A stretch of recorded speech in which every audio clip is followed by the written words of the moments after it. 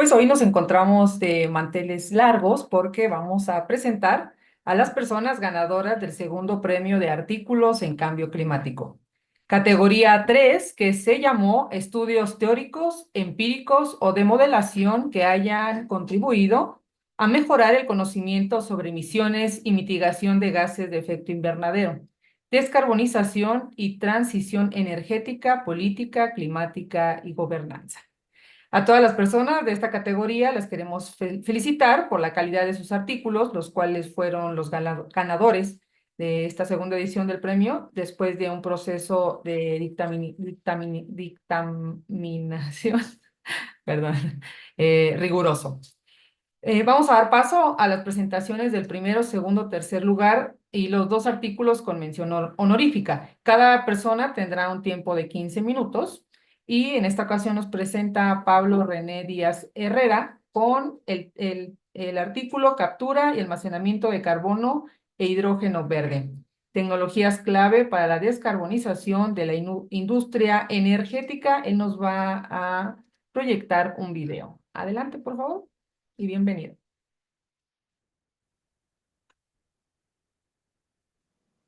Hola, ¿qué tal? Muy buenos días. Agradezco la invitación para dictar la siguiente plática titulada CCS y el uso de hidrógeno verde, tecnologías clave para la descarbonización de la industria energética. Antes me gustaría explicar sobre los colores o tipos de hidrógeno. Hay diferentes tipos de colores, tipos de hidrógeno, y esto se debe a que el hidrógeno, al ser un vector energético, pues depende de una fuente primaria para ser producido, ¿no? Tan diversa es la cantidad de fuentes primarias como así pueden ser también la variedad de fuentes de hidrógeno. Y a cada fuente, o dependiendo de la fuente que se utilice para producir el hidrógeno, se le asocia un color. Hay distintos, ¿no? Inclusive variedad de hidrógeno blanco, azul, verde. Pero sin embargo, de toda esa, entre comillas, paleta de colores, existen tres principales tipos de hidrógeno. El primero de ellos es el tipo de hidrógeno gris, que es el cual se produce a través del uso de gas natural, a través del proceso de reformación química de metano. Es lo que se hace básicamente es, de ese metano, lo que se hace se extrae el hidrógeno y el carbono, que se asocia con el oxígeno, produce emisiones de CO2. Se produce alrededor de 9 kilogramos de CO2 por cada kilogramo de hidrógeno producido, es decir, una relación másica de 9:1, por lo cual pues, es un proceso muy intensivo energéticamente y de emisiones de CO2.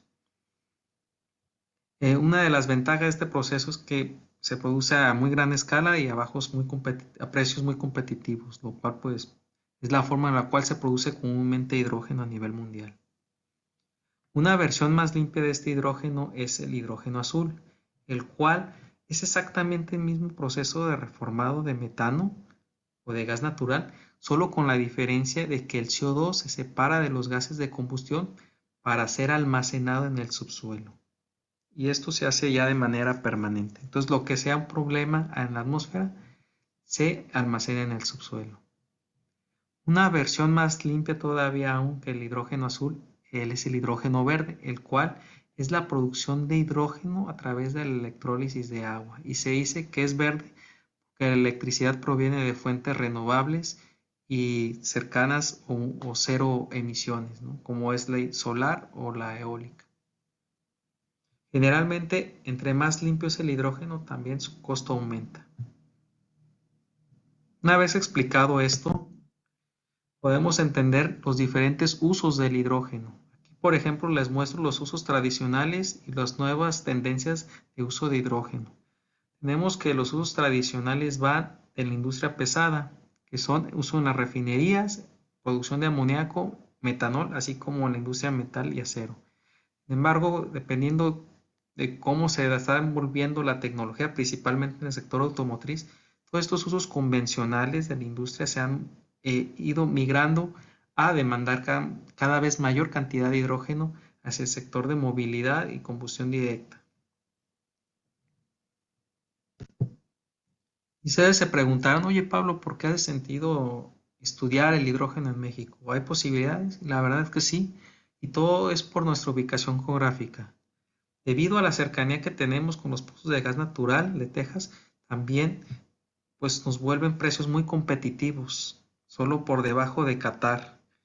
Estamos hablando que son precios muy bajos, los cuales pues, nos vuelven también uno de los principales productores de hidrógeno azul de muy bajo costo, ¿no? Esto aunado que también compartimos una extensa infraestructura con nuestro país vecino, adicional a que tenemos identificados también sitios en donde se puede almacenar geológicamente ese CO2. Eso por un lado en el hidrógeno azul. Por aparte del hidrógeno verde, tenemos también que en México se tienen grandes cantidades de energía renovable de muy bajo costo, así como recursos hídricos.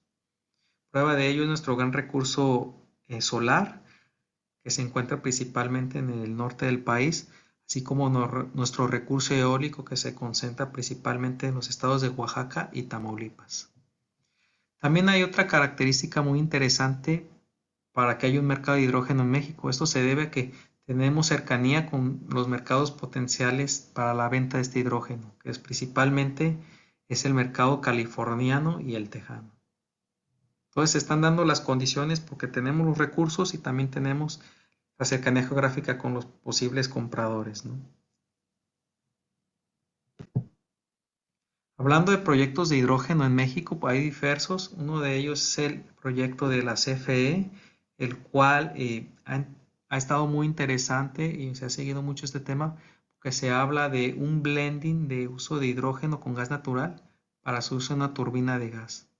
No hay muchos detalles públicos de este proyecto, solamente se menciona que estará localizado en Puerto Peñasco, Sonora, que la electricidad proveniente será de un parque fotovoltaico. Existen otros dos proyectos, el proyecto Mexinol, el cual se habla de una planta muy grande de producción de metanol y de muy bajas emisiones. Se habla de un proyecto muy grande, el más grande del mundo de producción de metanol.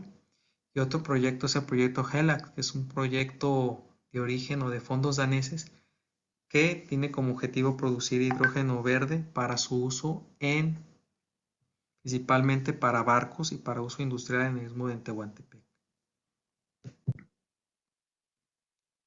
Y vamos a evaluar dos casos de estudio.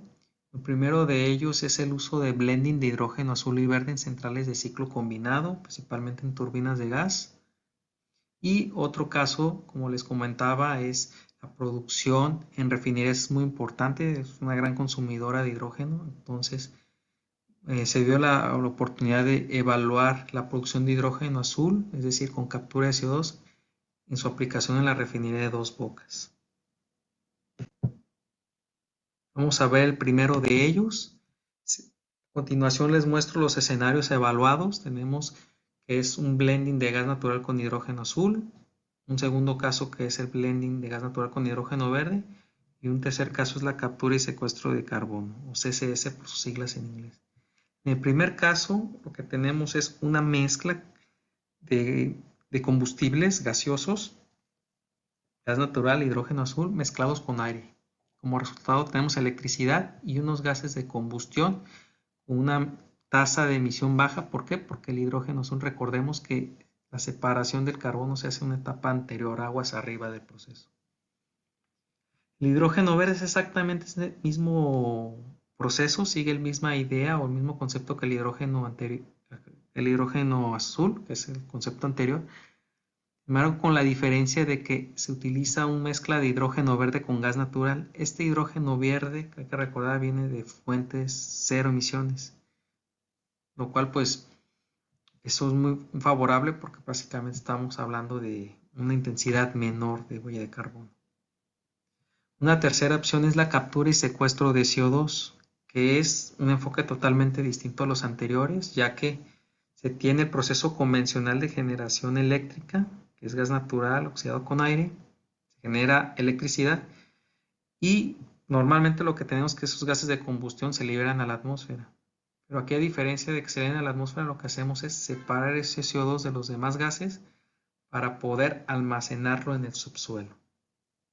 Todos estos escenarios se evaluaron a una tasa de emisión fija para tener un piso parejo entre ellas y se definió una tasa de emisión por debajo de los 100 kilogramos de CO2 por megawatt hora generado, que es la tasa mandatoria por ley para que establece la ley mexicana para los certificados de energía limpia.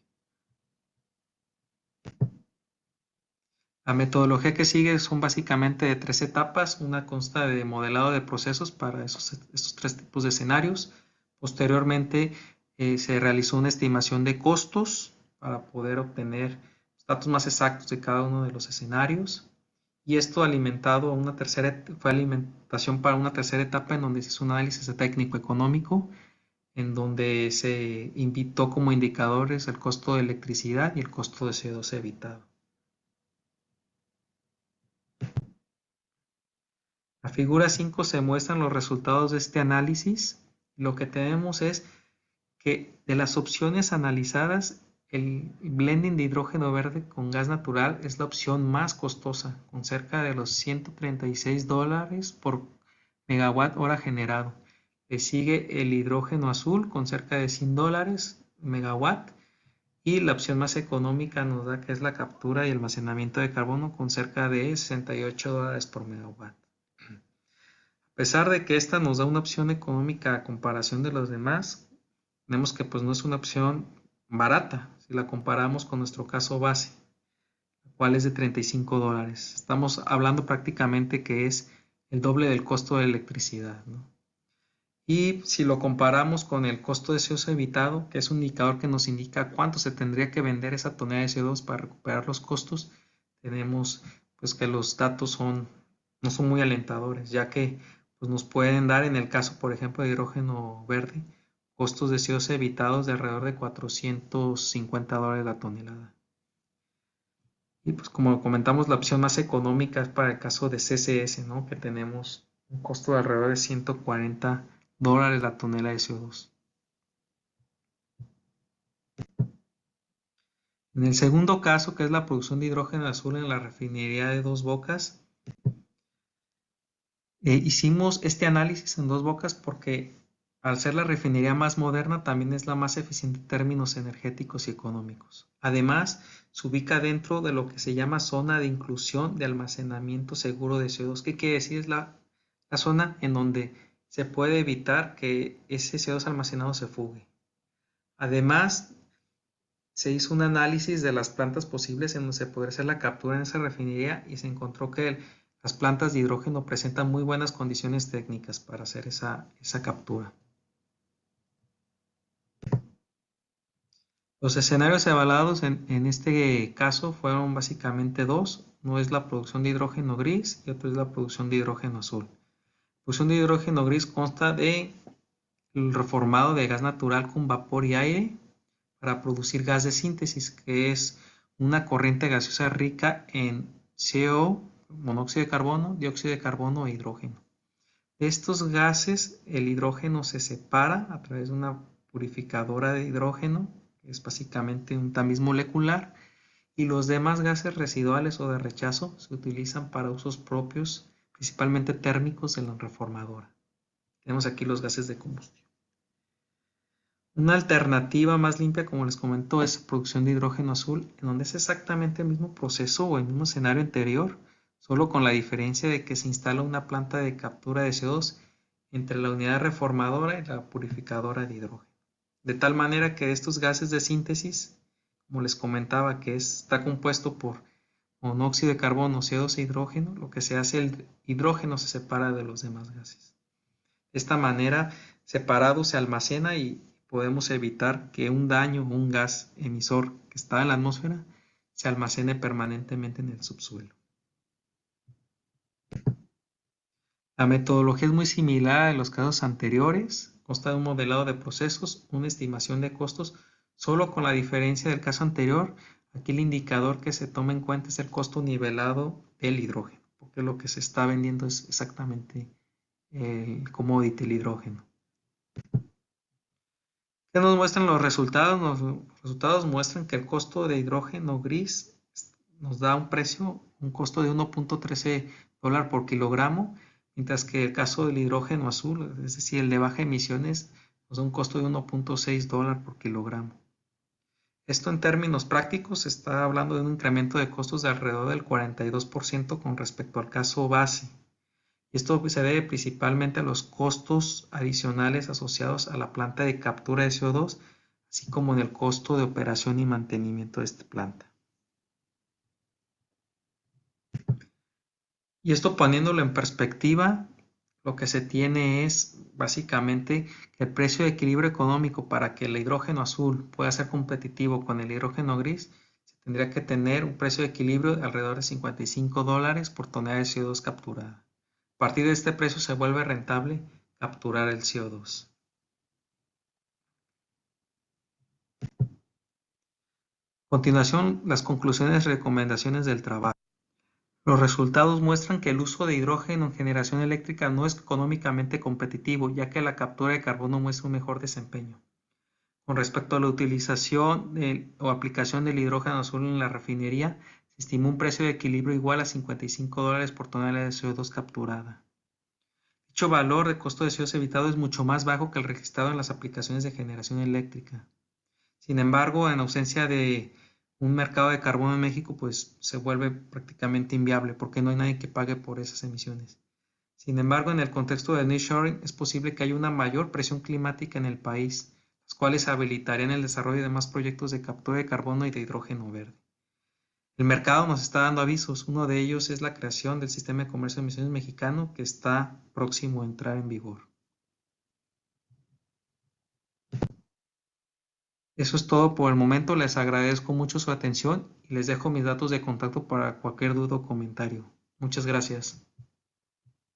Este fue el primer lugar por Pablo Díaz.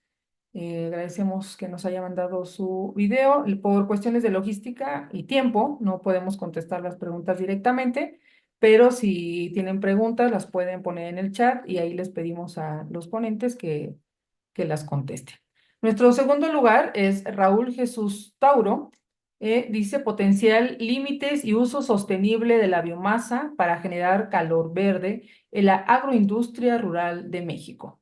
La adscripción con la que participó fue CONACYT, Instituto de Investigaciones en Ecosistemas y Sustentabilidad. Adelante, Raúl, bienvenido. Muchas gracias. Bueno, buenos días a todos y todas. Gracias por la oportunidad. Este, solo para confirmar entonces que si me están escuchando, me están viendo bien. Sí, se ve bien, adelante. Eh, el artículo entonces a presentar es este, ¿no? Un análisis espacial de eh, cómo se expandieron en los últimos años el aguacate en Michoacán. Y si las podas generadas pueden llegar a ser una alternativa, ¿no? Para para la mitigación de gases de efecto invernadero. Pero hago la presentación de este artículo, entonces, dentro de como de una historia, ¿no? Del hecho de decir por qué estamos hablando de emisiones, por qué estamos hablando de biomasa particularmente.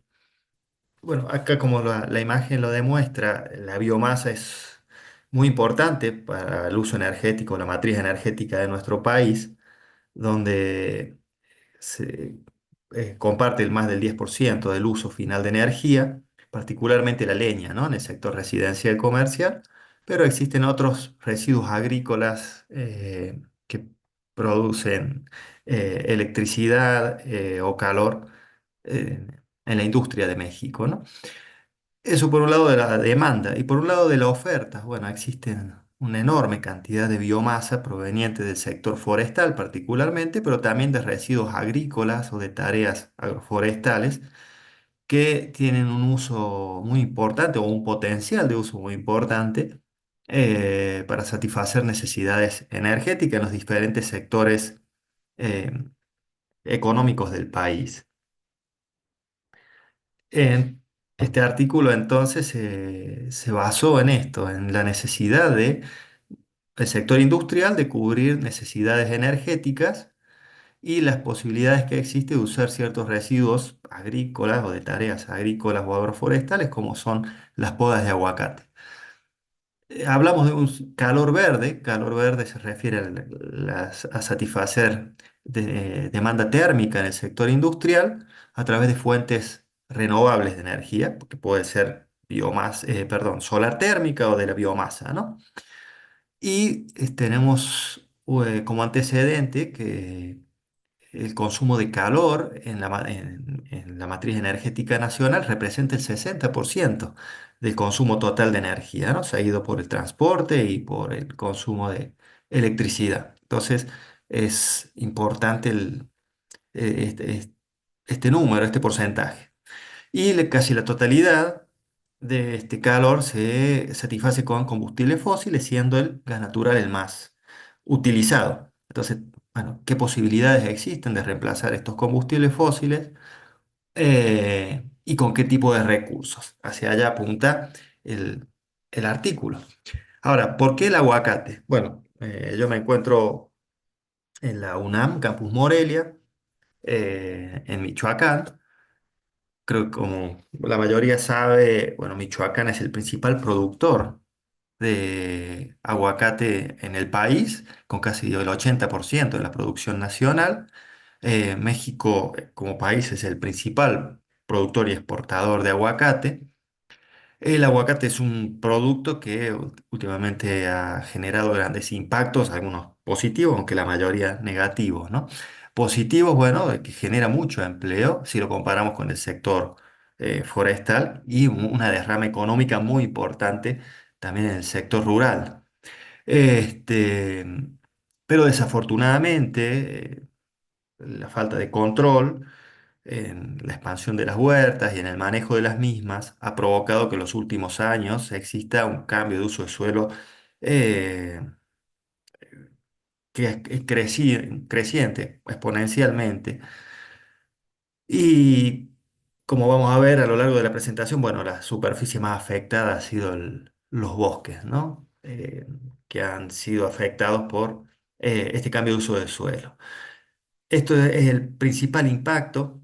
La pérdida de bosques también implica muchas pérdidas de almacenamiento de carbono, eh, emisiones contaminantes también por la quema, muchas veces por incendios provocados o por la quema de los bosques cuando se hace el cambio de uso de suelo para las nuevas tareas agrícolas.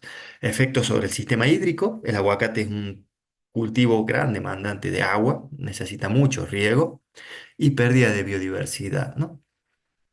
Eh, entonces frente a esto, frente a tantas problemáticas, la intención era evaluar si existía la posibilidad entonces de buscar una alternativa dentro de este cultivo que pudiera ser beneficiosa, ¿no? Para el ambiente y para el sector rural. Eh, las podas de aguacate, como la de cualquier otro árbol frutal, es una poda que se genera de manera anual. Es relativamente nueva, o sea, en los últimos 10 15 años ha tomado auge porque se busca cada vez mayor productividad del fruto, dado el amplio margen de ganancia económica que brinda. Entonces es un tema que está en auge, cada vez se está especializando más en el tipo de podas. Se aplica a todas las huertas, tanto sean huertas de manejo convencional, huertas eh, orgánicas, a todos los tipos de especies también. Hay varias especies en la región, la más conocida es la del aguacatejas, pero hay otras, ¿no? Como por ejemplo el Méndez, el criollo, y a todas se les aplica este tipo de podas. Los usos actuales son muy bajos, la mayoría, como se puede ver en la foto, se apilan en las huertas y se queman. En otras huertas que tienen un mayor poder adquisitivo, tienen un tractor con una astilladora o un molino que las muele a las podas y las incorpora, las deja tiradas en el suelo. Otras son tiradas en barrancos y un pequeño margen, muy poquito, la verdad, que son las ramas muy gruesas, cuando generalmente se hacen podas extensivas de rejuvenecimiento. Los troncos más gruesos son llevados por algunas madererías locales para hacer cajas de empaque, ¿no? Se generan, bueno, potencial impacto a la salud y existe o falta estimaciones robustas sobre el potencial tecnoeconómico de esas podas. Entonces, esos fueron los antecedentes y se planteó el objetivo de determinar el potencial de aprovechamiento energético de esas podas, para lo cual había que empezar a cuantificar, primero hacer una clasificación del tipo de podas y luego hacer una estimación de cuánta biomasa queda disponible después de que se hace este manejo, ¿no? Era algo que no se había hecho en la región, entonces tuvimos la buena disposición y acá hago el agradecimiento de la Junta Local de Sanidad Vegetal, ¿no? En este caso fue Tingambato, un municipio de Michoacán, que ellos nos ayudaron, hicimos reuniones con productores, tuvimos conexión con podadores, con los cuales podíamos salir a campo y bueno, y hacer las tareas en campo, que fue una tarea bastante de mucho tiempo, ¿no? Nos llevó casi 6 meses explorar e ir con los podadores a campo todos los días. Entonces, como les comentaba, bueno, Michoacán, el principal productor a nivel nacional de aguacate, tiene una franja aguacatera dentro de la cual se encuentra este municipio de Tingambato, está cerca de la cabecera municipal que se llama Uruapan, y este lugar se caracteriza por tener una diferencia de altitud sobre el nivel del mar, que tiene una diferencia como de 1000 metros entre la parte más alta y más baja. Esto da diferentes climas, diferentes tipos de cultivos.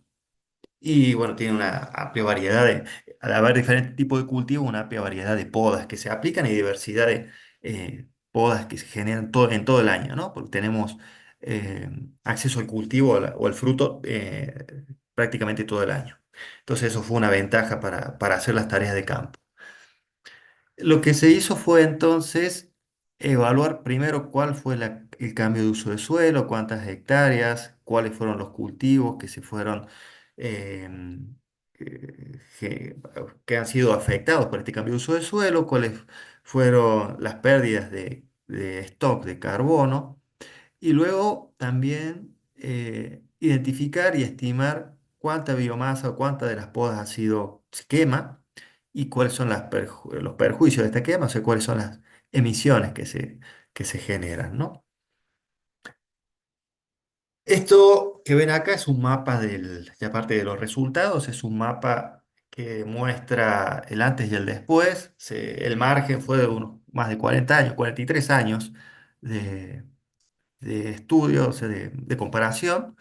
Y lo que se ve en color morado es cómo se expandió el cultivo de aguacate desde los 70 hasta la actualidad, que aún se sigue expandiendo y le ha ganado terreno particularmente al sector forestal, aunque también ha desplazado mucho otros cultivos frutales, como por ejemplo el durazno, la pera, manzana, se han dejado de producir. El maíz también se ha dejado de producir localmente para dar paso al cultivo de aguacate.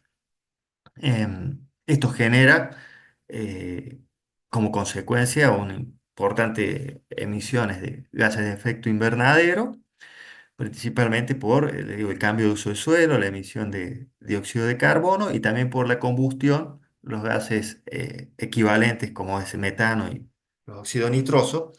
Y más del 90% de todas las emisiones provienen de este cambio de uso de suelo. Entonces es bueno, muy importante tener un control sobre las huertas, sobre la expansión de las huertas.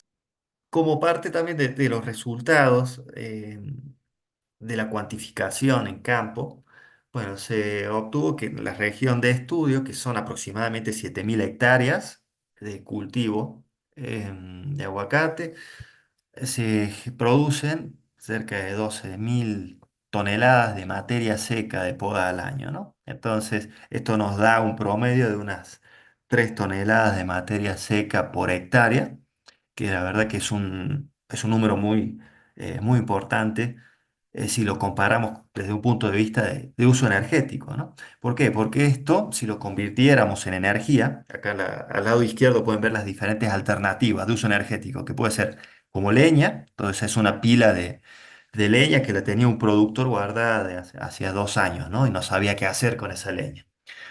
Se puede transformar esa leña en astillas o en pellets y esto da una versatilidad para usar en diferentes tecnologías que les voy a mostrar en la próxima diapositiva. Entonces, si estas cantidades de podas las convertimos las procesamos, bueno, podrían sustituir 240 terajoules de combustibles fósiles al año, que esto representa el 2% del combustóleo usado en la industria nacional al año, ¿no? O sea, estamos evaluando solamente un municipio eh, y existe una poda, una cantidad de poda suficiente para reemplazar esto, ¿no? El 2% del combustóleo utilizado en todo México. Entonces, creo que estamos ante una situación muy importante, muy interesante, que ha despertado, sí, el interés de muchos productores en ver cómo darle seguimiento a esto. Y desde el punto de vista de mitigación, este reemplazo de combustibles fósiles podría mitigar 31 gigagramos, toneladas de dióxido de carbono equivalente, lo cual esto podría compensar un poco las emisiones generadas en el manejo de las huertas.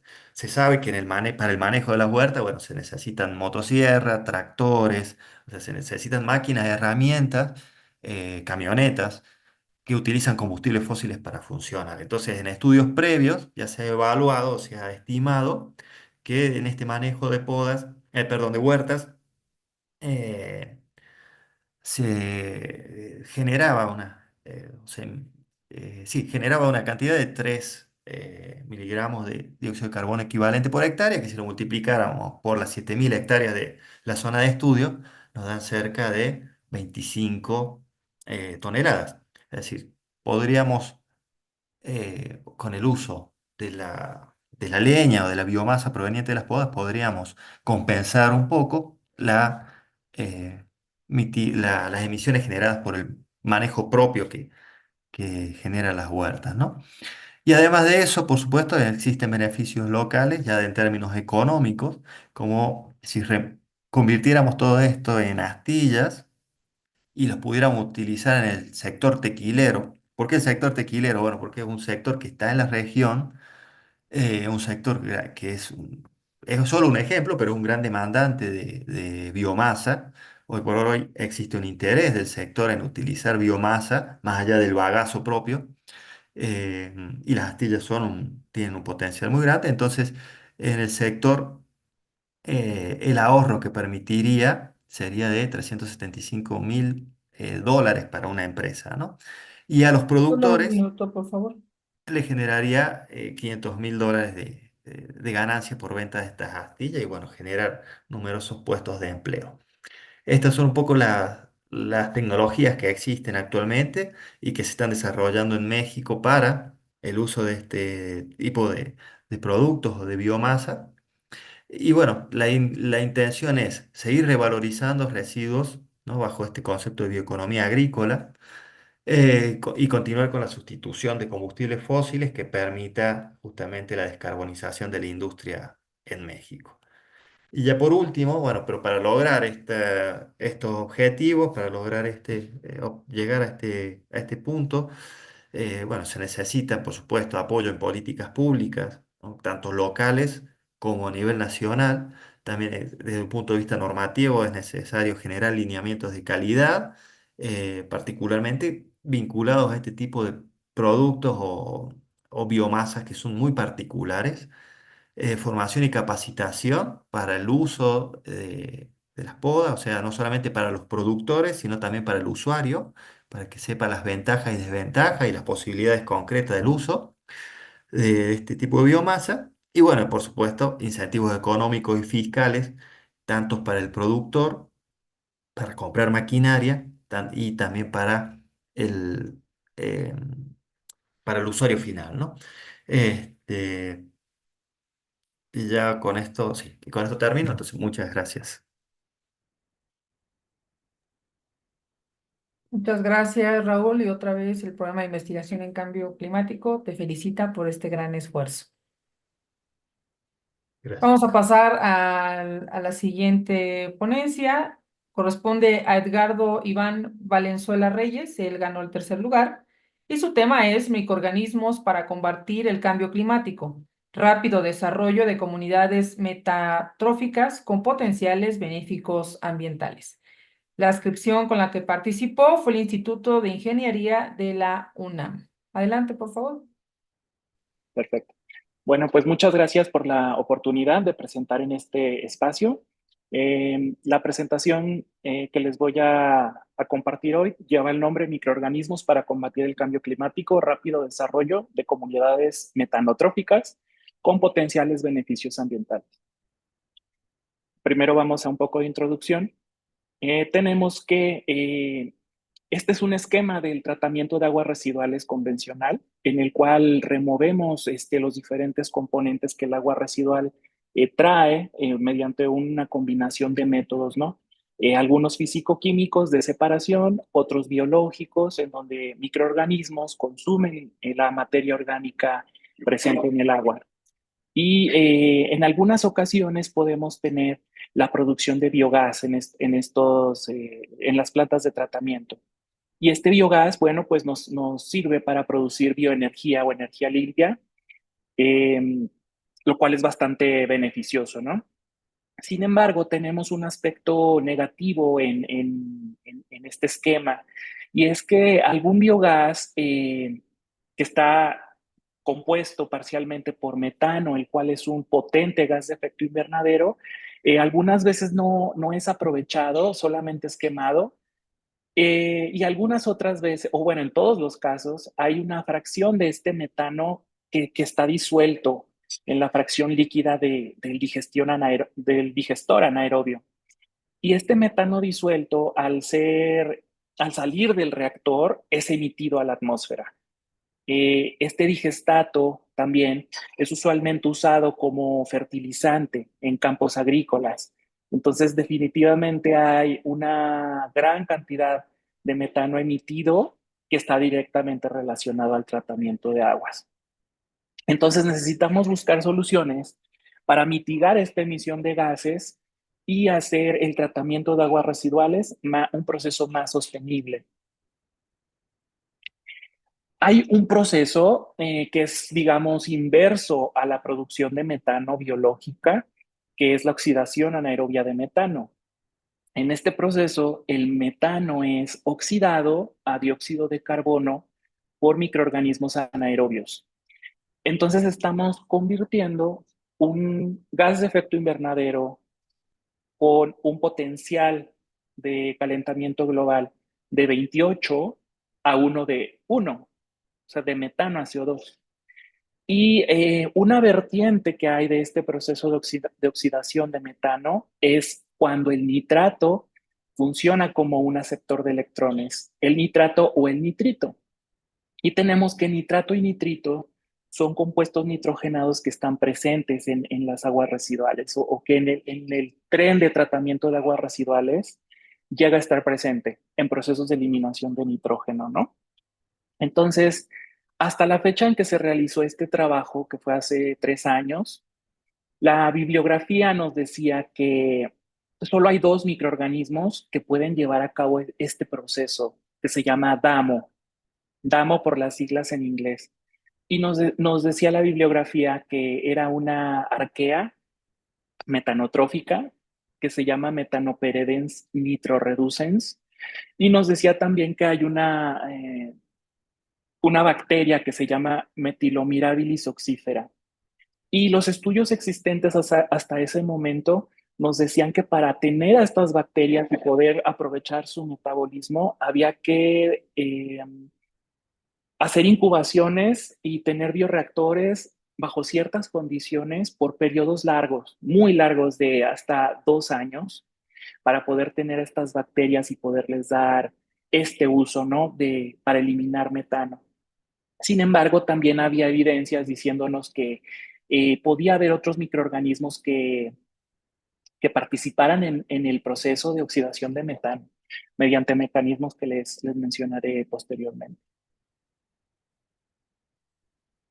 Entonces, surge una idea en la comunidad científica que es usar este proceso de oxidación de metano para eliminar esas emisiones pasivas de metano del proceso de digestión anaerobia y hacerlo sin tener que desorber ese metano, porque algunas propuestas nos decían que podíamos provocar que el metano se desorbiera de esta fracción líquida del digestor anaerobio y luego pasarla a un biofiltro. Y en ese biofiltro, microorganismos aerobios oxidarían ese metano. Sin embargo, esto no es deseable porque el metano es un gas muy insoluble. Una vez que lo desorbes y ya lo tienes en fase gas, es un problema volverlo a disolver. Entonces, la eliminación, las tasas de eliminación eran muy pobres. Por eso, la idea de usar este proceso que no requiere oxígeno, que requiere nitrato y nitrito, pues representa una buena idea porque no hay necesidad de desorber el metano. Ya lo tienes disuelto en el digestato y los microorganismos ya pueden eliminarlo directamente. Otra ventaja es que este nitrato y nitrito que se necesita para oxidar el metano, bueno, pues lo podemos obtener también del mismo digestato. Si convertimos ese amonio, porque el digestato tiene amonio también, en nitrato y o en nitrito, mediante un proceso de oxidación de amonio o nitrificación, ¿no? Y bueno, ya había algunas publicaciones en donde proponían el uso de reactores de membrana. En estos reactores de membrana se proponía formar una biopelícula que pues es una congregación de microorganismos adheridos a una superficie donde estuvieran varios grupos de microorganismos involucrados, incluyendo a estas arqueas que consumen metano, microorganismos anamox que oxidan amonio, bacterias aerobias, nitrificantes, y es una configuración muy compleja y muy poco realista para su uso en una gran escala. Eh, pudiera tener problemas técnicos asociados a los reactores de membrana que son difíciles, riesgo de explosión porque necesitaban poner oxígeno en esos reactores y el metano pues es un gas que puede causar explosiones si es mezclada con oxígeno, ¿no? Y desde el punto de vista biológico pues se requería de un tiempo bastante largo para poder desarrollar estas biopelículas. Por tanto, nuestra intención con este trabajo fue desarrollar nuevos procesos simples con inóculos altamente disponibles para eliminar metano de manera anaerobia en las plantas de tratamiento de aguas residuales. Entonces nos formulamos algunas preguntas de investigación que son las que abordamos en el artículo que aparece aquí. Y estas preguntas eran, ¿qué tan rápido podemos desarrollar esas comunidades microbianas que consuman metano acoplado a la desnitrificación? Porque la bibliografía nos decía que había que esperar meses o años. También nos preguntamos si ese proceso de oxidación de metano podría ocurrir si había materia orgánica presente, porque es lo que se espera, ¿no? En la planta de tratamiento, aún después de la digestión anaerobia, puede haber allí materia orgánica de difícil degradación presente. También nos preguntamos cuáles son los parámetros operacionales óptimos para un proceso de esta naturaleza y si había riesgo de emitir óxido nitroso, porque el óxido nitroso es un subproducto de la desnitrificación. Y también, por supuesto, cuál sería la composición de esas comunidades microbianas. Entonces lo que hicimos fue irnos a una planta de tratamiento en Santa Rosa Jáuregui, en Querétaro. Esto fue hecho en el campus Juriquilla de la UNAM, en la unidad académica Juriquilla, y colectamos lodos activados y lodos anaerobios granulares. Estos son dos lodos altamente disponibles en las plantas de tratamiento de aguas. Y lo que hicimos fue inocular botellas, mesocosmos con estos lodos y proveerles metano y proveerles nitrato. Los pusimos en incubación y llevamos a cabo un monitoreo de las concentraciones de gas metano y de nitrato a través del tiempo. También sacamos muestras de biomasa en algunos puntos de la incubación para analizar las comunidades microbianas que estaban allí presentes. Para eso extrajimos su DNA y llevamos a cabo una secuenciación del gen 16S, que nos permite conocer la diversidad bacteriana y de arqueas. Y bueno, ya en los resultados les puedo mostrar lo que obtuvimos de estas incubaciones, y fue muy grato comprobar que observamos un consumo de metano desde los primeros 10 días, solo cuando había nitrato presente, cuando se proveía nitrato al sistema. Si no proveíamos nitrato en el sistema, las concentraciones de metano sufrían una variación mínima, una disminución mínima. Entonces, esto ya nos confirmó de entrada que sí es posible eliminar metano usando estos microorganismos altamente disponibles. Y el proceso fue bastante repetible porque tuvimos varios ciclos de alimentación de nitrato y el metano se consumió mientras proveíamos este aceptor de electrones. Hubo un momento en el que detectamos que el consumo de metano cesó y la desnitrificación también cesó, y esto estuvo relacionado con un aumento en el pH. Más adelante abordaré esto más a fondo. Esto fue repetible también cuando usamos la combinación de dos lodos, de los lodos aerobios y de los lodos anaerobios. E incluso aquí las tasas de consumo de metano fueron mayores que cuando solo había un tipo de lodo. Esto nos empezó a dar ideas de que las arqueas presentes en los lodos anaerobios podrían estar participando en el proceso. Y de reducción de nitrato con aquellas que habían reportado grupos chinos de investigación y de holandeses, en donde ellos tenían tiempos de operación de sus reactores, por ejemplo, de 480 días, para tener una tasa de remoción de metano de 0.21 gramos por metro cúbico por hora. Y nosotros estábamos obteniendo tasas de remoción de metano muy similares en 15 días. Solo en 15 días. Entonces fueron resultados que consideramos bastante positivos en miras de la implementación de un proceso como este en una planta de tratamiento de aguas, ¿no? De una manera, en un periodo de tiempo corto.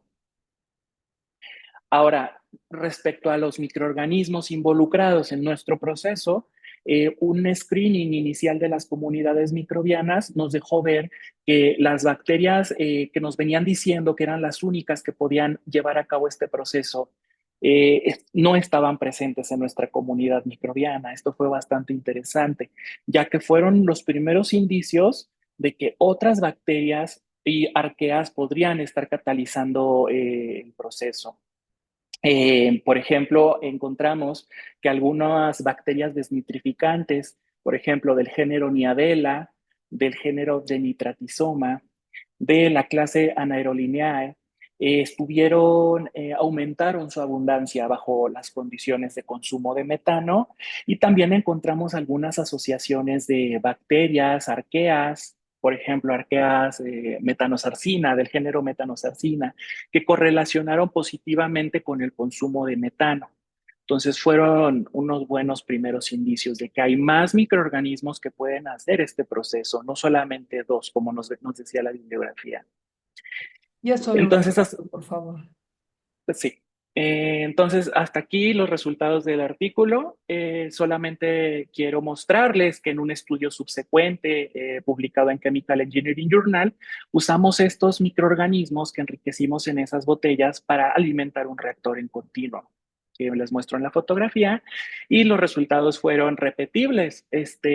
Obtuvimos importantes tasas de eliminación de metano, y además indagamos en el rol del pH y observamos que si el pH se baja en el sistema, tienes importantes emisiones de óxido nitroso, las cuales hay que evadir porque el óxido nitroso es todavía más dañino que el metano, ¿no? Y mucho más que el CO2, alrededor de 300 veces más dañino. Hicimos alguna exploración de genes mediante metagenómica y confirmamos que los microorganismos presentes en el sistema son diferentes a los que nos habían propuesto anteriormente y que los genes involucrados en la actividad microbiana. Entonces, como conclusión, tenemos que este proceso DAMO puede ser rápidamente implementado usando inóculos altamente disponibles en las plantas de tratamiento, permitiéndonos reducir el impacto que tienen las plantas de tratamiento de aguas en el calentamiento global. Les agradezco mucho su atención y quedo abierto a cualquier duda. Gracias. Muchas gracias a ti y otra vez felicidades por este esfuerzo. Si alguien tiene alguna pregunta para estos dos ponentes, pues pueden ponerlo en el chat y les pedimos que lo contesten directamente. Por motivos de logística no vamos a tener tiempo de hacerles las preguntas. En esta categoría tuvimos dos menciones honoríficas. Nos presenta Fabiola Munguía Flores y el tema fue emisiones de metano de los humedales tropicales, incertidumbre de la variabilidad natural y factores controladores a nivel global. Adscripción con la que participó en es UNAM Morelia. Adelante, por favor. Hola, buenos días a todos. Espero que todos puedan ver correctamente y escuchar correctamente. Te escuchamos bien, pero no vemos por el momento nada. Ok. Um, bueno, aprovecho para presentarme. Yo soy Fabiola Murguía Flores, bueno, como ya me han mencionado, y también para agradecer la invitación y también agradecer la mención para este trabajo, que fue un trabajo en equipo junto con otros colegas del IES y de la Universidad de Exeter. Muchas gracias. Bueno, entonces, en este trabajo evaluamos las emisiones de metano de los humedales tropicales y también evaluamos la incertidumbre, la variabilidad y los principales drivers a escala global. En el siguiente, ok. Entonces, bueno, como sabemos, el metano es un potente gas de efecto invernadero, el cual tiene diferentes fuentes. La principal fuente, bueno, pues son de origen antropogénico y pues el que ya sabemos que es como el principal responsable, pues es la quema de combustibles fósiles. Pero dentro de las fuentes de metano, uno de los más importantes son los humedales. Los humedales a nivel global. Y bueno, dentro de los humedales que aportan alrededor de 40 al 50% del metano total, los humedales tropicales aportan alrededor del 20 al 25%, pero este rango es muy variable y no hay certidumbre acerca de cuánto es exactamente esta aportación.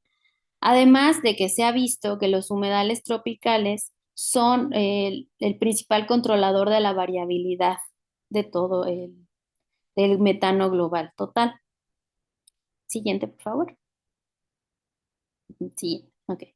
Bueno, entonces los humedales son ecosistemas inundados. Estos pueden permanecer inundados o estar estacionalmente con el nivel de agua saturado o no. Se caracterizan por la prevalencia de procesos de descomposición en el suelo y sus sedimentos. Uno de estos procesos de descomposición, pues, es la metanogénesis, que es justamente la producción de metano. Este es llevado a cabo por unos microorganismos llamados metanógenos y el metano proviene como producto como producto final en la descomposición de la materia orgánica. Siguiente, por favor. Entonces, los metanógenos, pues pertenecen al dominio arquea. Viven en ambientes anóxicos y se pueden distribuir en un rango muy amplio de temperatura, desde los 0 a los 100 grados centígrados. Abundan en lugares húmedos, anóxicos y con mucha materia orgánica, justamente como los humedales. Esta es la ruta metabólica que aquí podemos ver, muy general, porque también pueden utilizar otros compuestos de carbono dentro de la materia orgánica. Siguiente, por favor. Bueno, pero no todos los humedales en la región tropical son iguales. Van a tener diferentes características y también van a estar sometidos a diferentes presiones y a diferentes controladores ambientales. Entonces, se pueden clasificar estos humedales debido a su ubicación dentro del continente. Entonces, nosotros podemos clasificarlos en costeros, en continentales de aguas profundas como lagos, ríos, etcétera, como continentales de aguas someras como pantanos y demás, y los que son hechos por el ser humano, como los arrozales o las presas. Entonces, todos estos humedales van a tener diferentes presiones antropogénicas y diferentes factores ambientales que pueden estar variando estas emisiones de metano. Dentro de los factores ambientales que nosotros esperamos que tuvieran un efecto serían la salinidad, el nivel de agua, la precipitación, la temperatura, la materia orgánica. Y por otro lado, dentro de los factores antropogénicos, pues el cambio de uso de suelo y cobertura, la contaminación y el aporte de nitrógeno. Siguiente, por favor. Los objetivos entonces en este artículo pues fueron estimar las emisiones anuales de metano en la región pantropical usando estimaciones directas publicadas y las diferentes estimaciones de áreas más actuales. Identificar los controladores ambientales de las emisiones por tipo de humedal y estimar el tamaño del efecto de algunos factores antrópicos en las emisiones de metano en los humedales tropicales. Para hacer esto, hicimos una revisión de todos los trabajos publicados acerca de mediciones directas de emisiones de metano. Encontramos 98 estudios publicados y 326 medidas de emisiones de metano. De todos estos trabajos también extrajimos parámetros relevantes como el porcentaje de la materia orgánica, la salinidad, la temperatura, la especie vegetal más frecuente, el rango del nivel de agua, la localización y el tipo de humedad. Siguiente, por favor. Bueno, lo que encontramos fue justamente, en este mapa podemos ver la distribución de las observaciones y podemos ver el rango en la que se encuentran las diferentes mediciones para toda la región tropical y diferenciadas por los tipos que previamente les había platicado, los coastal, los costeros, los continentales de aguas profundas, continentales de aguas húmedas y los creados por el ser humano. Encontramos que las emisiones de metano de los humedales tropicales aportan alrededor de 94.2 teragramos de metano al año. Esto equivale al 12.7% del total del metano emitido globalmente y alrededor del 50% del metano emitido por sistemas acuáticos. En esta gráfica podemos ver las diferencias entre los tipos de humedal y cómo es el aporte diferenciado en la tasa total y en la tasa estimada por área. Pero no encontramos ninguna relación directa entre las emisiones de metano y los controladores ambientales. Entonces, una de las hipótesis es que es más bien el conjunto de variables que están haciendo variar las emisiones de metano en toda esta región y no es directamente solo un controlador ambiental. Pero lo que también pudimos observar es que la variación en las emisiones de metano es muy grande, así como el efecto que puedan tener cada uno de estos controladores. Y dentro de los controladores antropogénicos de las emisiones, a través de un metaanálisis, pudimos encontrar que el aporte de nitrógeno, la contaminación y el cambio de uso de suelo y cobertura tienen un efecto en las emisiones y además el efecto es positivo. Entonces, bueno, con lo que finalizamos este trabajo es que los humedales tropicales aportan 94.2 teragramos de metano al año, que como les mencionaba, es la mitad del metano que aportan todos los sistemas acuáticos globales.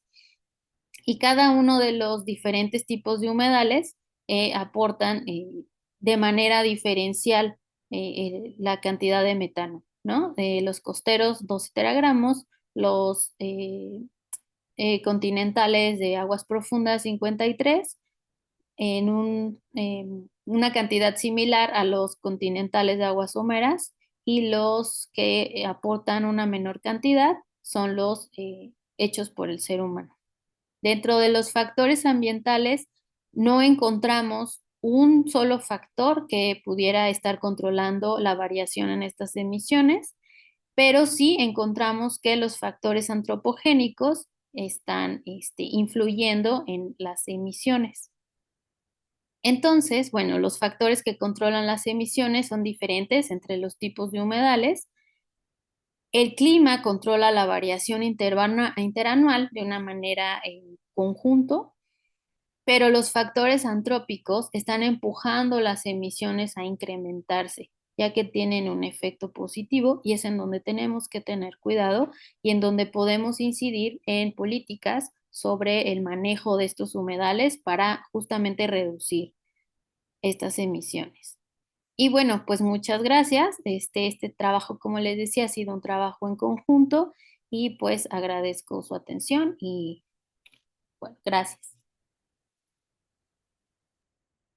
Muchas gracias, doctora. El programa de investigación en cambio climático agradece su esfuerzo y su dedicación para este artículo.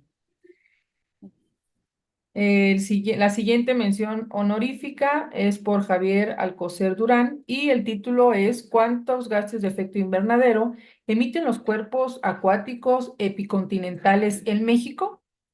Adelante. Listo. Adelante, por favor. Bienvenido. Ok. Bueno, pues estuvo muy bien coordinado esto porque pues parte de lo que acabamos de escuchar es lo que dio pie a que hiciéramos este trabajo. Es, digamos, un trabajo antecedente, aunque Fabiola no nos citó, pero bueno, estaría interesante porque es parte de lo que estamos aquí manejando.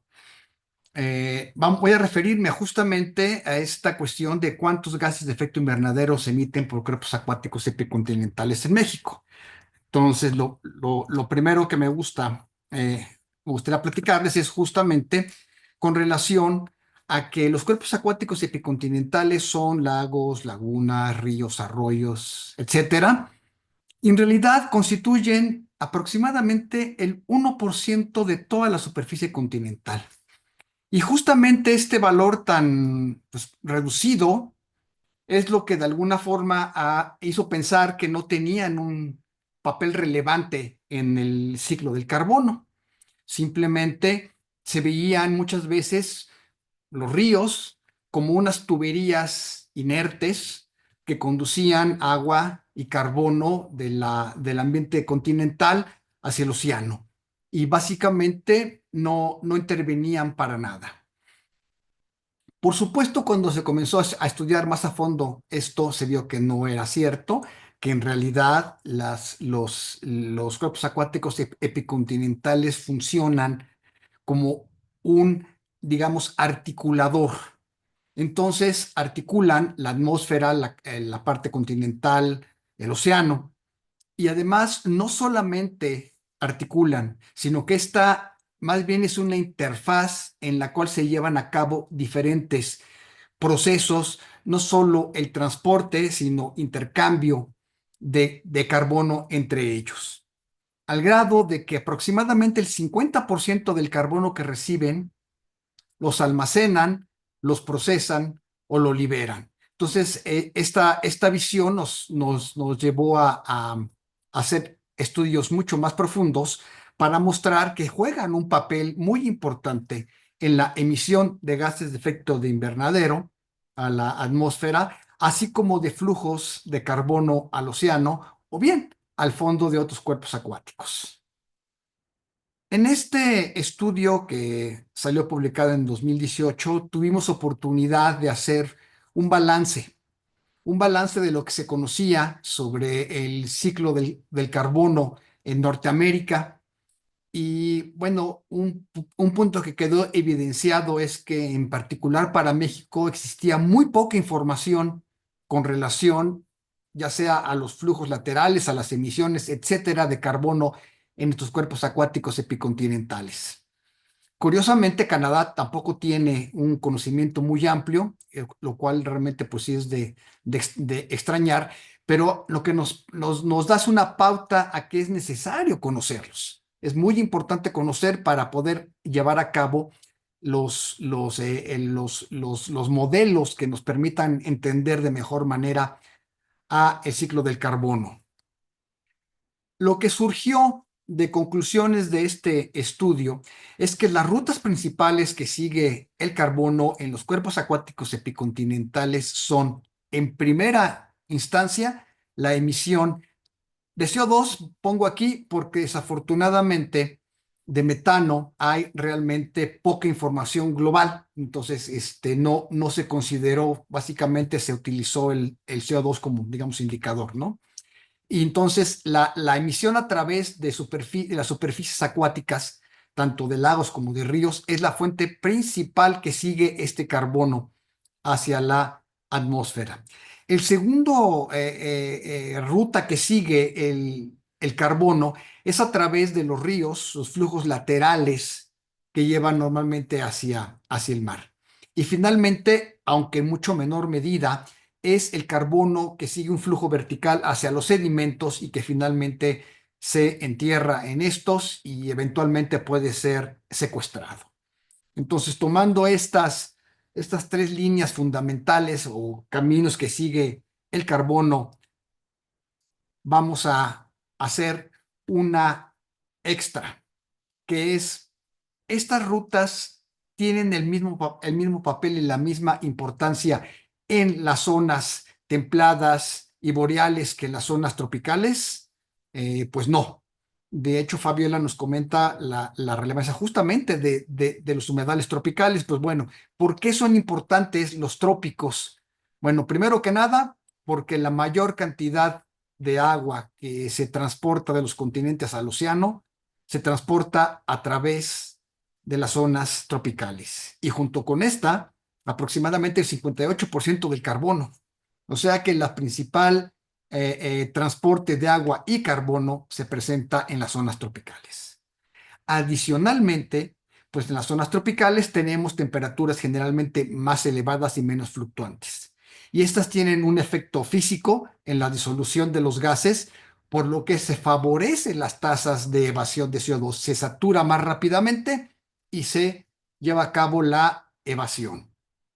Además, las temperaturas elevadas también aceleran el metabolismo microbiano. Y bueno, pues los microbios son básicamente la fuente fundamental, por ejemplo, de la generación de metano y por lo tanto se favorece justamente la generación de este tipo de gases de efecto invernadero.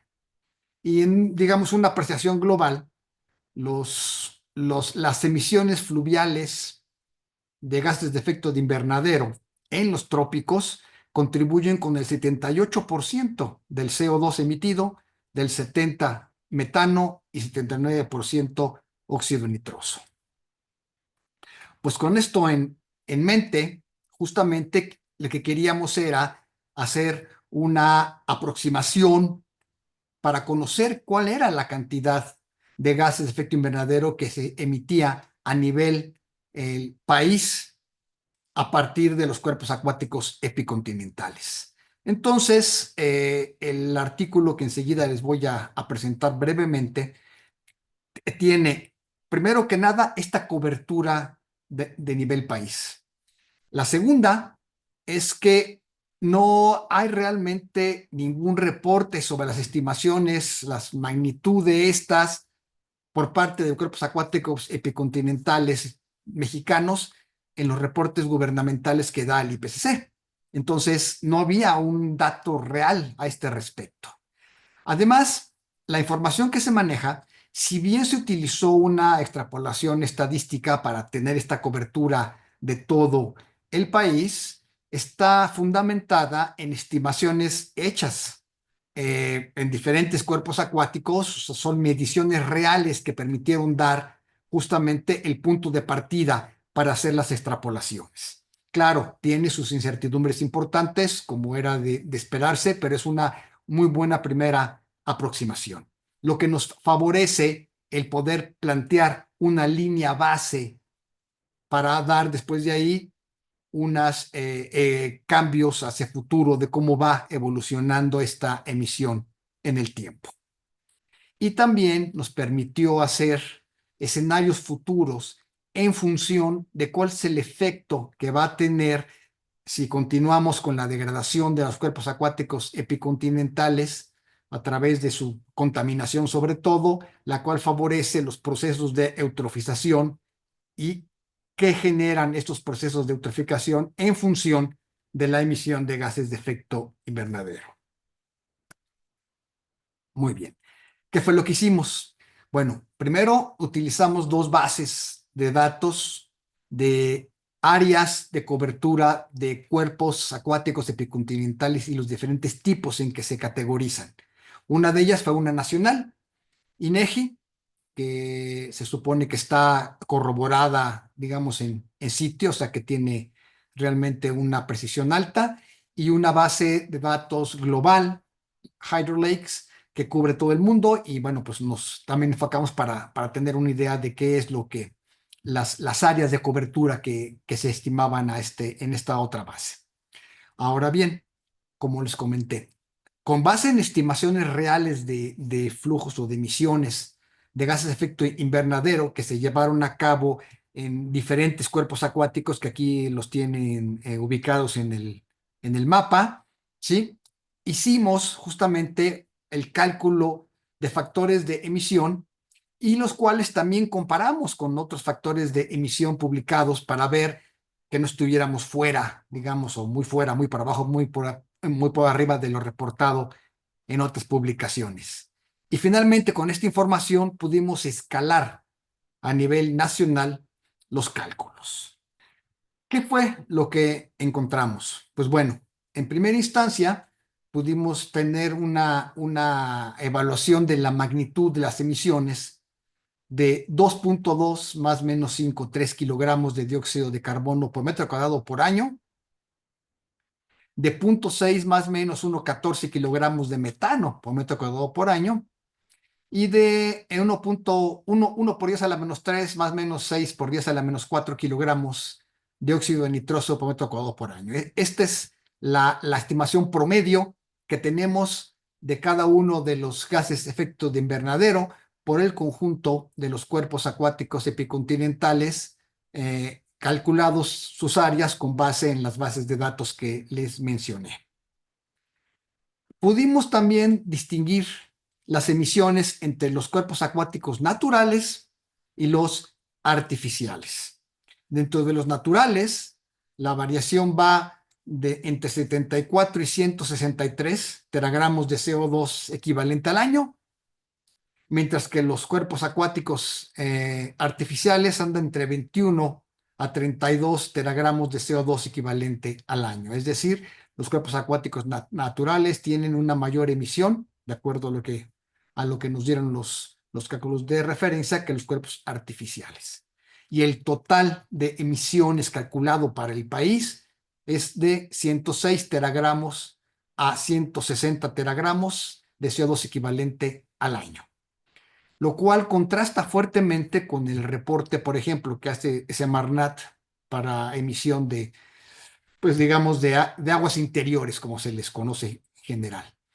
Esta enorme diferencia, pues en gran medida es porque suponemos que no consideraron todos los cuerpos acuáticos, los tipos de cuerpos acuáticos epicontinentales, y pues que también la publicación de resultados de las emisiones no es tan numerosa como para tener más información. Entonces, bueno, hay que actualizar estas emisiones, que fue una de las ideas de hacer este documento. Y es interesante porque encontramos que en México los cuerpos acuáticos epicontinentales constituyen el 0.2% en área de cobertura de todos los cuerpos acuáticos superficiales en el mundo. Es decir, de todos los ríos y lagos que hay en el mundo, la cobertura de estos en área, México tiene solamente el 0.2%, que es una pequeñísima área en comparación con la que existe en el mundo. Sin embargo, de acuerdo a nuestras estimaciones, este 0.2% de cuerpos acuáticos superficiales emite el 1% de las emisiones de gases de efecto invernadero de lo que se tiene estimado para el mundo. Entonces, una muy pequeña área superficial de cuerpos acuáticos en México produce una magnitud relativamente elevada de emisión de gases de efecto invernadero. Sabemos de entrada que no, los cuerpos acuáticos epicontinentales no son la fuente principal de emisión de gases de efecto invernadero, pero también es importante reconocer que primero pues hay que estimar estos números en forma correcta para poder compararla con la que tienen otras fuentes de emisión de gases de efecto invernadero. Y finalmente es muy interesante que del análisis de esta información, pues nos permite hacer un escenario futuro de qué es lo que va a pasar con estas emisiones conforme vayamos alterando, contaminando los cuerpos acuáticos y los llevemos cada vez a que tengan un mayor estado trófico. Es decir, estamos eutrofizando los cuerpos acuáticos epicontinentales. La mayoría de nuestras, por ejemplo, presas están repletas de productores primarios, lirio y cosas por el estilo. Y entonces, ¿qué está pasando conforme va cambiando el estado trófico de los cuerpos acuáticos en relación a su emisión, a sus tasas de emisión de gases de efecto invernadero? Pues bueno, cuando hay este proceso de eutroficación, los ríos incrementan el secuestro de carbono. ¿Por qué? Pues porque tienen mayor cantidad de productores primarios y por lo tanto, pues hay un aumento de captura de esto. Pero lo más importante es que se conjunta que en los lagos tenemos una emisión creciente de emisión de metano y de óxido nitroso. Es decir, los ríos aumenta el secuestro de carbono, básicamente vía CO2, pero en los lagos se incrementa notablemente la emisión de metano y óxido nitroso. Los flujos entonces de CO2 bajan 120 veces, pero los flujos de metano aumentan más de 2000 veces. Y acuérdese que el metano tiene una capacidad de retención calorífica muchísimo más elevada que el dióxido de carbono. Y pues aquí tenemos un ejemplo claro. El promedio de los cuerpos acuáticos oligotróficos emitió aproximadamente 3.2 kilogramos de dióxido de carbono equivalente por metro cuadrado por año, mientras que los eutróficos fueron 51.7 kilogramos de dióxido de carbono equivalente por año. Es decir, muchísima más elevada se ve la emisión de gases cuando cambiamos a el estado eutrófico de nuestros cuerpos acuáticos. Muy bien, pues eso es básicamente nuestra contribución, una línea base de emisión de gases de efecto invernadero por cuerpos acuáticos epicontinentales. Si tienen alguna pregunta, con todo gusto la respondemos. Muchas gracias a todos y todas las que formaron parte de estos ganadores. El programa de investigación en cambio climático les agradece. Y doctor, si quiere darle algunas palabras a los ganadores, adelante. Y bueno, pues nada más agradecerle a todos los que participaron y agradecerle a los ganadores y menciones honoríficas que vinieron aquí a contarnos su investigación y pues expresar, digamos, la profunda satisfacción que nos da ver desde el PINC, pues el gran nivel y la gran importancia, tanto científica como social, que tienen las investigaciones que se están desarrollando. Y de pasada, bueno, pues ni tan de pasada ahora, agradecer muchísimo a la coordinación de la investigación científica, a la coordinación de humanidades y a los más de 20 entidades de la UNAM que participaron para hacer posible este premio, ¿no? Y a los muchísimos, no tengo el número ahorita, pero muchísimos evaluadores, hubo 3 evaluaciones por artículo. Fue un esfuerzo muy grande y en ese sentido agradecerle tanto a Alejandra García y a Rubén Darío Martínez por el gran, enorme esfuerzo que hicieron para coordinar todo esto. Bueno, pues muchísimas gracias y nos vamos al siguiente segmento. Javier, ¿Cómo estás? Qué gusto saludarte. igualmente. Les pedimos que no se vayan de la sala. En unos momentos más empezaremos con nuestra conferencia magistral.